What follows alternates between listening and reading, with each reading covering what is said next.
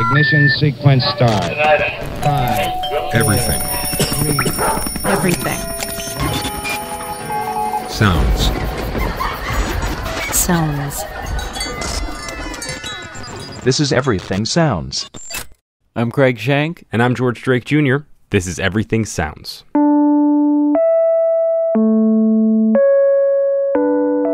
At this point, we know at least one person that listens to Everything Sounds listens to us when they're having trouble falling asleep. We're a total snooze fest. No, not exactly. They claimed it's because we're calming and gentle. Which I think is a bit of a stretch. Especially when we're listening to you. Oh, come on. But this got us thinking about sleep and the process of falling asleep. Those moments right before you drift off. You're laying down in the darkness. You've got thoughts running through your head. You might hear a car in the distance. Your neighbor's dog starts barking. Maybe the air conditioning kicks on in your house. And of course, that awful ringing in your ears. Ugh, you're right, that's the worst. But it seems like in the dark, when you don't have anything visual to distract you and you're not engaged with anything else, those noises seem to grab more of your attention than they normally would. And sometimes they even incorporate themselves into your dreams. We're going to take you to a place in San Francisco that uses sound, space, and darkness to heighten your senses in a way that's similar to when you're going to sleep, but instead you're wide awake, and it's much more intense. It's all orchestrated by this man. Well, I'm Stan Shaff, and have been involved with my partner Doug McEachern in creating something here in San Francisco called Audium. Stan's involvement with music used to be primarily as a performer. He played the trumpet in orchestras and bands, then he taught music in public schools and colleges, and he explored composition as well. And through his composition and performance, he started to think more deeply about his primary instrument. Somewhere along the line, it's hard for me to go back when, it seems like just yesterday, but I got very involved with writing and seeing what I could do experimentally. And I've been always turned on with the elements of color and sound and what sounds mean.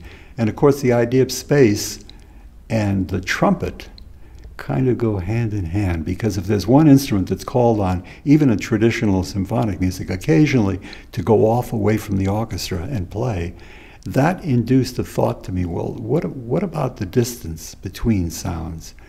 And so throughout the years, that became an intriguing idea, space and sound. What's the connection? Audium is an outgrowth of Stan's interest in the way that sound interacts with the space where it exists and how it can be composed or performed. Audium first developed in the late 1950s and began as a series of concerts in the early 1960s. Stan was helped over the years by a guy named Doug McEachern, who designed one-of-a-kind equipment to control these performances. Even though Audium's been around for decades, it's been through some ups and downs. Stan jokes that early on he was lucky if his mother-in-law would show up. Some nights he just had to go home because no one was there. But now, the generations seem to have caught up with him. A city like San Francisco in the present day is a perfect place for this work. But I think what's going on now is that people are looking for new perceptions. We're kind of in a new age now. And people aren't hanging on to tradition in a clinging way. They seem to be willing to kind of explore. And of course, the nature of San Francisco, this is a rather freewheeling city to begin with. But at the same time, the idea of new worlds and new possibilities is very much in the air now. And I think Audium is probably in that line. It's evolved over time, and today it exists as a performance in a one-of-a-kind theater. The entire environment here, from the time people enter to the time they leave, are also a part of the work. Matter of fact, in some respects, everything in the building is like a giant organism. I feel that the visual things, the lighting, the way the audience is seated in the environment itself are all elements to be worked on in my work and how I deal with sound. So as you buy a ticket, you start to hear sounds coming from the lobby. You wait in an area with some surreal art, projections, and lighting effects. All the while, different audio clips periodically play through speakers positioned throughout the space. Some of the ideas you might have heard about, we've been Eventually, the lights darken and Stan appears from behind a curtain to give his introduction. He lets you know that you're going to be in total darkness, but there are going to be markers on the floor to help guide you if you need to leave for any reason. He tells you about the structure of the show, 2 acts with a 5-minute intermission, and he lets you know that you can ask questions at the end. And naturally, he tells you to make sure that your cell phone is off for the duration of the performance. If you have any cell phones or illuminated watches, please kill them for the hour. Most helpful. And I'm not something you might be. From there, you walk into the space. You notice speakers of all shapes and sizes around the room, and you also probably notice that the room itself is an unusual shape. Many people think that it is a dome shape. It really isn't. All the walls are slanting for actually acoustical reasons as much as aesthetic. They're all slanting in to prevent what we call in acoustics no standing waves. It's a relatively small space. Now, we'll spare you an incredibly in-depth physics lesson, but the simplest way we can explain this is basically standing waves can be created by sound reflecting off of parallel surfaces. Think of it as a sound wave traveling all the way across the room, bouncing off of a wall, then running back into itself on the way back. That collision causes the waves to combine, and that creates a wave that will cause some frequencies to be unintentionally more pronounced and others will be harder to hear. So, back to the space itself. Most auditoriums have rows of seats, you know what I'm talking about, but Audium's seats are in a spiral arrangement, and that aids in Stan's efforts to allow the audience to be more open to other features of the show. And the seating is very important to us too, because we want people to disorient themselves into, or give themselves permission to kind of just get wrapped up in this little spiral world, this galaxy, off into no man's land. After you take a seat, you'll soon notice the lights slowly fading and everything goes black. Early on, when we first started in, darkness was an absolute, because we wanted people to explore their listening space. Sitting there in the dark, you can't be drawn away by anything except the sound and your own imagination. And so when you come to something like Audium, you're kind of retreating back into something that's very primordial. And because when the lights go down and it's out, it gets you into a whole, there's no other place but your hearing. That's where you're at.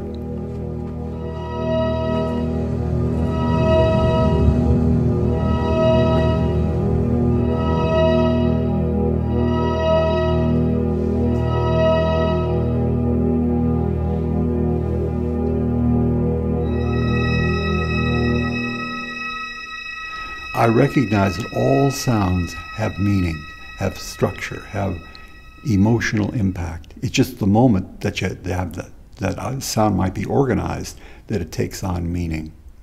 I mean, it's kind of like looking at a door. Ordinarily, if a door slams, you say, well, okay, it slams. But if it slams at certain times in our lives, it can have a heck of a lot of meaning in it.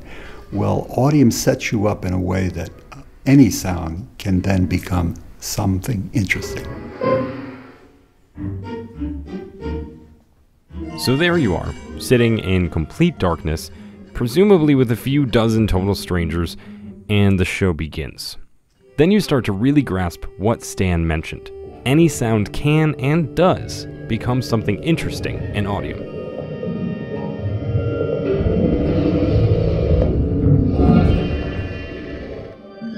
Audium is the result of years of adjustments and ideas. The roots of Audium isn't in the current building or anything even resembling a theater or auditorium. Stan started developing the concept a little bit closer to home, or actually in his home. We started out literally in my own home, wiring up the place with several speakers so the sound would pop around. And it was just intriguing to us, the idea of when you move the sound, what happens to it? Does it change, does it alter? Does the coloration of let's say our set of tones, like a harmony, does it change the elements of what that feels like when you move it? They started taking their idea, along with 8 or 9 speakers, into the world, and they've been dialing it in and expanding it ever since. But then we learned by doing. When we did something, the audience, maybe people would come out and say, gee, I didn't get enough sound this way or that way. And so Doug and I would get together and say, well, how can we meet that need? I remember one time someone was saying, well, I don't feel the sound in my face, or I want it to feel under me, and I want it all over. And so we adjusted our locations of speakers and I learned how to compose in certain ways of using panning devices in the studio. But then the board itself became the board that Doug built. I might add, this is the 8th board. I've done 8 major compositions. Well, this is the 8th board we've gone through. We're constantly adjusting that board to fit new ways of realizing the motion of sound under my fingers. Stan says that his current console is a complicated series of switching and panning devices, and altogether involves 58 pages of schematics. Stan works with 4 tracks and distributes those tracks to the 176 speakers he's divided up into about 5 layers. Some speakers are under chairs, others are at ear level, some are in the walls, and even on the ceiling. And just to add another layer of complexity, Stan uses different types of speakers to accomplish different goals. The speakers here we think of as instruments. And you'd be amazed at the quality of some of those are hardly hi-fi. But we use them more as almost like a filter network. So as I move the sound, I take advantage of really narrow frequency speakers. Some are folded horns, some are very almost tweeter-like, but they're used very carefully.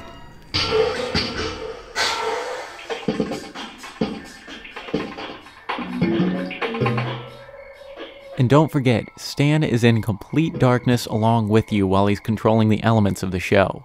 You might wonder how he can know what he's doing or where everything is if he can't see it. He thinks of the console like any other instrument. It took a long time for me to really, literally, in the dark, memorize where everything is. But it's kind of like playing the piano. If you know how to play the piano, you can play it in the dark. You know, the layout of the keyboard and the like becomes instinctual. And that's the way the board is for me now. However, that being said, whenever I do a new work, I might, accentuate a little bit of light for myself, but there are ways of us lighting inside there so the audience is unaware of it.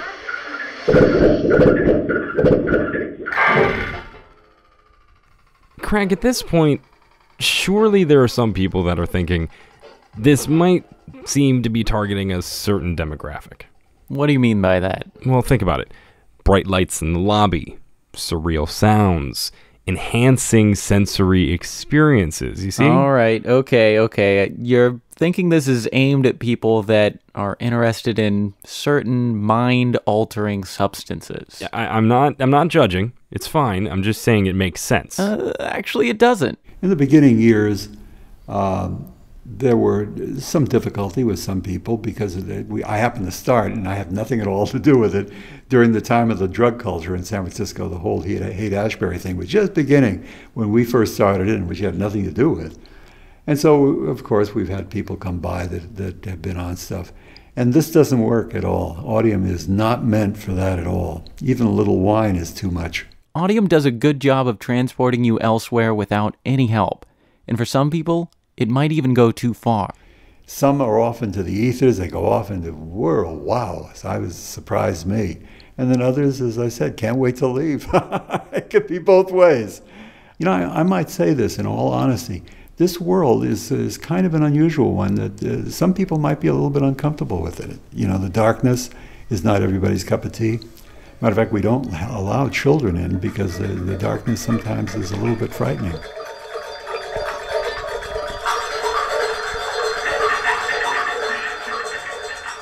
Regardless of whether a person's experience is positive or not, Audium will still make them feel something.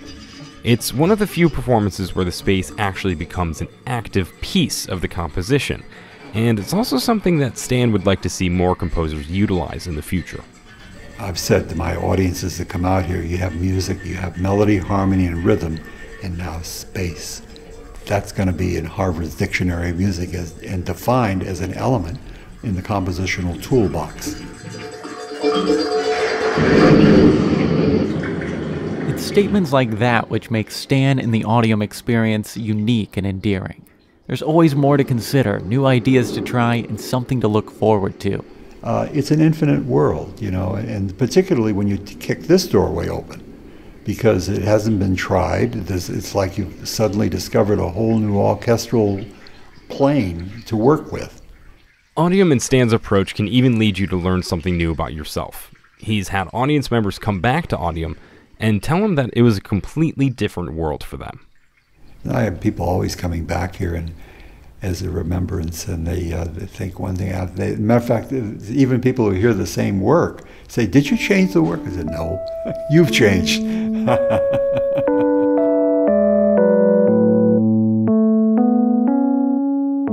You can find links to learn more about Audium on our website, everythingsounds.org. There we also have information on how you can hear us on radio stations around the country on Public Radio Remix from PRX.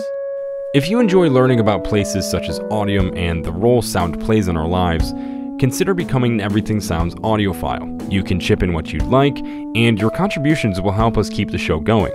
Craig and I are the only two people involved in making the show, and even though we give them to you for free to download and stream, they aren't free to produce. So decide what the show is worth to you, and you'll get access to bonus episodes and other content at everythingsounds.org. Everything Sounds is part of the Mule Radio Syndicate. Find out more about Mule at muleradio.net. Until next time, I'm George Drake Jr. And I'm Craig Shank. This has been Everything Sounds.